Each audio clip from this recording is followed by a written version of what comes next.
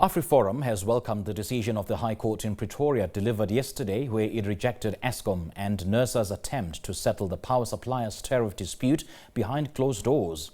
This comes after a proposed 54 billion rand settlement between the two entities sought to correct an error in Eskom's allowable revenue determination without the proposed investigations, the proper public participation and referral back to NERSA. AfriForum intervened in the matter as a party that has a direct and substantial interest in the proceedings.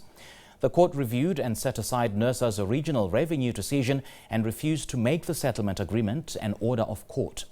The settlement would have allowed Eskom to recover approximately 54 billion rand from electricity consumers through substantial tariff increases without proper investigation or even meaningful public participation. AfriForum says this is a landmark ruling for electricity users.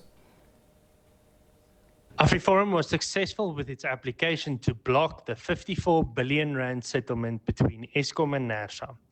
The court confirmed that NERSA and Eskom cannot make decisions behind closed doors that would burden the public with billions of rands in costs. Electricity tariffs affect every South African, and for that reason, transparency and public participation are not optional. AfriForum will continue to ensure that regulatory bodies such as NERSA are held accountable and the consumers' rights in South Africa are protected.